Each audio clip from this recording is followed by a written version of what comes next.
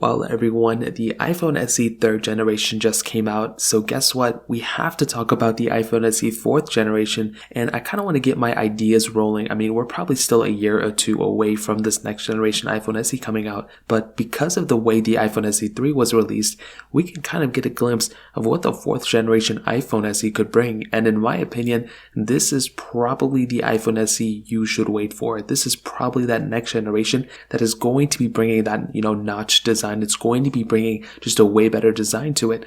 And I do think Apple is probably going to recycle that iPhone 11 design into something like the iPhone SE 4th generation. Now, first of all, the body of this thing is going to be, in my opinion, one of the biggest, differences. And I do think Apple is going to make the iPhone SE 4, the iPhone 11 design, or maybe even the iPhone XR design, when they actually end up releasing a full-on notchless iPhone on all of the models. So for example, this year, it's looking like Apple is going to make, I think, the top 2 models either notchless or something around that, right? So what's going to happen then? Well, Apple is still going to make the base iPhone 14s in this case still have notches, so that's probably expected. Next year, we may be able to see the same exact thing going on.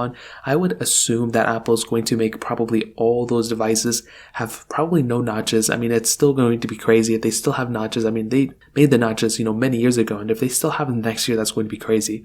So I do think 2023 Apple's going to probably remove the notches on all the iPhones, and then I do think in 2024 that is probably when we're going to be getting the next iPhone SE, this next major release, which is going to be the iPhone SE 4 in this specific example. Now, some rumors have stated that there could be an iPhone SE 3 Plus coming out probably next year, and I do think something like this could happen. This could also be in replacement for the iPhone 11 spot, and at $499 or at $529 we could essentially be getting an iPhone out of this caliber maybe next year. So maybe Apple will continue to make home button iPhones for a long time, but there will probably end up being that next iPhone SE, the iPhone SE 3, the iPhone SE Plus, whatever they're going to call it, and it's technically going to be the 4th generation iPhone SE in this lineup. And if that ends up being the case, and if it's as we're expecting it to be, well, this is going to be the one that I think is going to be completely worth the money. The iPhone SE right now, I don't think there's anything wrong with it per se. It's just a little bit dated for what they're trying to cost it for, for what they priced it at.